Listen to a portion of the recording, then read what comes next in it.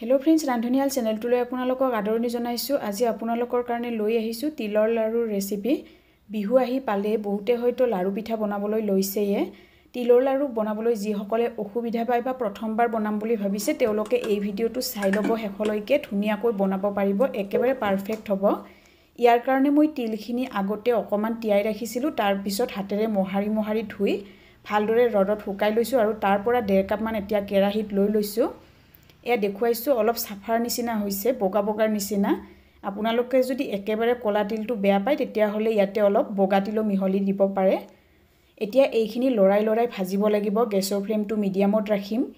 প্ৰায় 1 পৰা 2 মিনিট মান সময় লাগে, বহুত বেছি সময়ও নালাগে। যেতিয়া তিলকেইটা ফুটিবলৈ ধৰে আপোনালোকে এনেদৰে চেক কৰি ল'ব হাতত। ধুনীয়াকৈ বাকলিখিনি গুচাব পাৰি আৰু খাই চাব পাৰে, টেষ্টটো ভাজাৰ নিচিনা এটা টেষ্ট আহে। কেঁচা ভাবটো নোহোৱা হলে এইখিনি লগে লগে নমাই ল'ব, ইয়াতকৈ বেছি ভাজি নাথাকিব, নহলে তিলকেইটা তিতা হৈ যাব আৰু কমকৈ ভাজা খালেও তিলৰ লাৰু কেইটা খাবলৈ টেষ্ট নহয়। আৰু আগতে ভাজা তিল আছে, গোটেইখিনি মিহলি দি ঠাণ্ডা হ'বৰ কাৰণে ৰাখি দিলো। ইয়াতে মই খেজুৰ গুড়টো 1/2 কাপ লৈছো মিহিকৈ ৰুকি, আৰু গুড়খিনি কেৰাহীত দি দিছো। কেৰাহীটো কিন্তু এতিয়া একেবাৰে ঠাণ্ডা আছে, গেছৰ ফ্লেমটো জ্বলাই লোৱা নাই আৰু এচামুচ মান পানী দিলো। এতিয়া গেছৰ ফ্লেমটো অন কৰি লৈছো, কাৰণ কেৰাহীটো গৰম হোৱাৰ লগে লগে যদি গুড়খিনি দিয়ে লগে লগে জ্বলি যায়। এতিয়া এইখিনি লৰাই পগাই থাকিব লাগিব অলপ সময়ৰ কাৰণে। দেখুৱাম কিমানখিনিত চেক কৰিব লাগে। যেতিয়া এইখিনি এনেদৰে ফেনৰ নিচিনা বগা বগা হৈ যায়, ক'ব গ'লে ফ্লাফি হৈ যায়, তেতিয়া আপোনালোকে বাটি এটাত পানী লৈ চাব।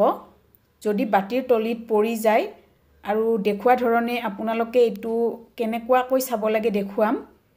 এনেকৈ টানি চাব। এইটো যদি বহল হৈ যায় ৰাবাৰৰ নিচিনা তেতিয়া হলে আৰু অলপ সময় লাগিব। গেছৰ ফ্লেমটো কিন্তু মই একেবাৰে লো কৰি দিছো, নহলে গুড়খিনি তিতা হৈ যাব। দেখিছেনে এইখিনি আৰু অলপ পাতল হৈ গৈছে, কালাৰটো হালধীয়াৰ নিচিনা হৈছে। আৰু অলপ সময় লৰোৱাৰ পিছতেই চেক কৰিম, কাৰণ এইখিনি একেবাৰে সোনকালে হৈ যায়। এইবাৰ অলপমান গুড় বাটিত লৈ লৈছো। এইখিনি দেখিছেনে পৰি যোৱা নাই, থিয়ৰ নিচিনা হৈ আছে। আৰু যদি আঙুলিৰে টানি চাই তেতিয়া হলে লগে লগে অলপ ক্ৰিস্পি নিচিনা হৈছে আৰু ছিঙি গৈছে। ইমানখিনিতে এইটো হৈ যায়।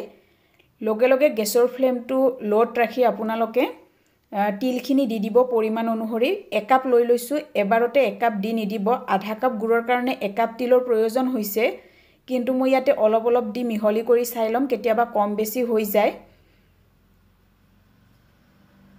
এইখিনি দি ভালদৰে মিহলি কৰি চাম, অলপ ৰাখি দিছো। যদি গুড়টো বেছি থকা যেন লাগে তেতিয়া হলে বাকি থকা তিলখিনিও দি দিম। তিলখিনি গুড়ত দিওতে চাব লাগে তিলখিনি একেবাৰে তলত পৰি থাকিব নালাগে, শুকান হ'ব নালাগে, কিন্তু গুড়টো লাডু লাডু হৈ থাকিব নালাগে। গোটেইখিনি যেতিয়া পিটিকাৰ নিচিনা হৈ যায় তেতিয়া এইখিনি গেছৰ ফ্লেমটো অফ কৰি ল'ব। আৰু এইখিনি মিহলি কৰি থাকোতে বহুত বেছি সময়ও নল'ব, সোনকালে কৰিব। এতিয়া কচালিৰ পৰা উলিয়াই লৈছো, নহলে ঠাণ্ডা হলে এৰুৱাবৰ কাৰণে অসুবিধা হয়। আৰু এইখিনি মিশ্ৰণৰ পৰা গৰম থাকোতে লাড্ডু বনাব লাগিব। বাটি এটাত পানী আৰু অকমান তেল লৈছো এটা বাটিত। মই কিন্তু হাতৰ তলুৱাত তেল সানি লৈছো। তেল সানি ললে বেছি সুবিধা হয়। যদি আপোনালোকে নোৱাৰে তেতিয়া হলে পানী মচিও ল'ব পাৰে।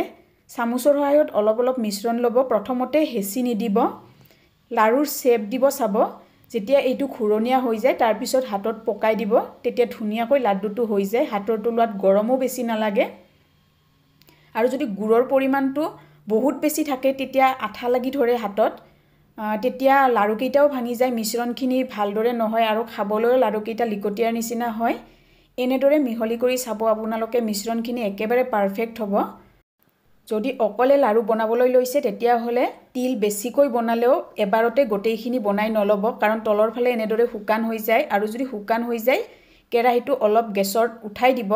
অলপ গৰম হোৱাৰ লগে লগে আৰু বান্ধিব পৰা হৈ যায়। শেষৰ ফালে অলপ খখৰা মুখৰা হৈ যায়, কিন্তু গোটেইখিনিয়ে লাড্ডু বান্ধ খালে ধুনীয়াকৈ। এয়া দেখিছেনে অলপো আঠা আঠা হৈ থকা নাই আৰু ঘূৰণীয়া হৈছে। এটা কাটি দেখুৱাইছো, ভিতৰৰ ফালে মচমচীয়া হৈছে।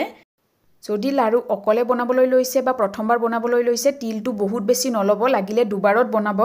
ইয়াতে মই 1/2 কাপ গুড় লৈছিলো আৰু তিলৰ প্ৰয়োজন হৈছে 1 কাপ, কিন্তু অলপ ইফাল সিফাল হ'ব পাৰে, সেইকাৰণে তিলটো অলপ বেছিকৈ ভাজি ল'ব যাতে প্ৰয়োজন হলে ল'ব পাৰে। আৰু যেহেতু গৰম থাকোতে বান্ধিব লগা হয় আৰু বেছি মানুহ থাকিলে আপোনালোকে বেছিকৈ বনাব পাৰিব।